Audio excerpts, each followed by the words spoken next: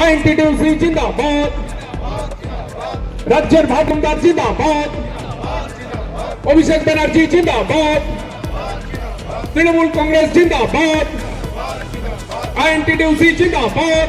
Durgapur ABL কারখানা, যা বর্তমানে জিভাল্লোভা ইন্ডাস্ট্রি নামে পরিচিত, শহর দুর্গাপুরের মানচিত্রে। বহু প্রাচীন এই কারখানায় কর্মরত শ্রমিকদের বসবাসের জন্য যে আবাসন রয়েছে, সেই আবাসনে কর্মরত এবং অবসরপ্রাপ্ত বহু কর্মী বসবাস করছেন। কারখানা কর্তৃপক্ষ কর্মীদের স্বেচ্ছাবসর বা অবসর গ্রহণের সময় চুক্তিপত্রে আবাসনগুলি ওই কর্মীদের বন্টনের সিদ্ধান্তে পাকাপাকিভাবে সম্মতি দেন এবং সেই চুক্তির ভিত্তিতে তার অবসর গ্রহণকালীন প্রাপ্য অর্থ থেকে নির্দিষ্ট পরিমাণ অর্থ কেটে নেন, এমনই অভিযোগ। চুক্তিভিত্তিক নির্দিষ্ট পরিমাণ অর্থ কেটে নেওয়ায় অবসরপ্রাপ্ত কর্মীরা নিশ্চিন্তেই বসবাস করছিলেন এবিএল টাউনশিপের আবাসনগুলিতে। কিন্তু কয়েকদিন আগেই হঠাৎই কারখানা কর্তৃপক্ষের তরফ থেকে বিজ্ঞপ্তি জারি করা হয়, আর তাতেই মাথায় হাত পড়ে অবসরপ্রাপ্ত বা স্বেচ্ছাবসর গ্রহণকারী প্রাক্তন কর্মীদের। নোটিশে কারখানা কর্তৃপক্ষের কড়া বার্তা: অবিলম্বে অবসরপ্রাপ্ত কর্মীদের আবাসনগুলি খালি করে দিতে হবে। নির্দিষ্ট চুক্তি ভেঙে বিজ্ঞপ্তি জারি করায় কারখানা কর্তৃপক্ষের বিরুদ্ধে বিক্ষোভে ফেটে পড়েছেন অবসরপ্রাপ্ত প্রাক্তন কর্মী ও তাদের পরিবারের সদস্যরা।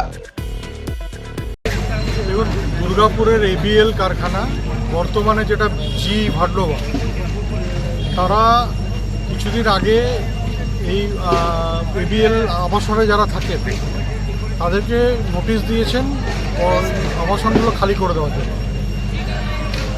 আজকে দীর্ঘদিন ধরে এই আবাসনগুলোতে এই শ্রমিকরা থাকছেন, যারা এই এবিএলে কাজ করেছেন, যারা জিইতে কাজ করেছেন, এবং অনেকেই কর্তৃপক্ষ তাদেরকে ভলেন্টারি রিটায়ারমেন্ট করিয়েছেন এই শর্তেই যে তারা এই কোয়ার্টারগুলো তাদেরকে দেওয়া হবে, এবং সেই উদ্দেশ্যে এই কোয়ার্টারের বাবদ তাদের টাকাও কেটেছেন। এবং আজকে হঠাৎ এইসব মানুষকে, যারা হয়তো অনেকে 30 বছর 40 বছর ধরে এখানে বসবাস করছে, তাদেরকে বলছেন খালি করে দিতে হবে। তো এইভাবে একটা যে নোটিশ পাঠিয়েছেন, যে নোটিশ যারা এখানে কোয়ার্টারে রয়েছে তাদেরকে দেওয়া হয়েছে, এটা একেবারে বেআইনি, এবং এইভাবে কখনোই মানুষকে উচ্ছেদ করা যায় না।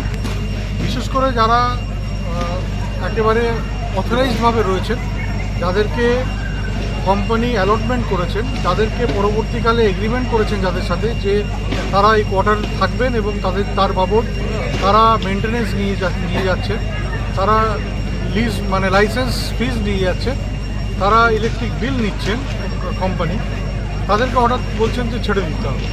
এর প্রতিবাদেই আজকে এখানে সভা হয়েছে। এখানকার সাধারণ মানুষ এবং আমাদের আজ মন্ত্রী প্রদীপ মজুমদার মহাশয় এখানে উপস্থিত ছিলেন, এবং আমরা দলগতভাবে এবং ইউনিয়নগতভাবে এইসব মানুষের পাশে থাকার জন্য আমরা এখানে এই প্রতিবাদ সভাতে উপস্থিত হয়েছি এবং তাদেরকে আশ্বস্ত করেছি যে বেআইনিভাবে তাদেরকে উচ্ছেদ করা যাবে না।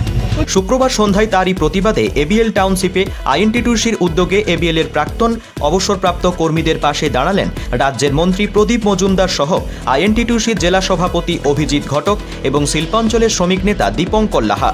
প্রাক্তন কর্মীদের মিলিত প্রতিবাদে হল প্রতিবাদ সভা। Bureau report, activist Bangla, Durgapur.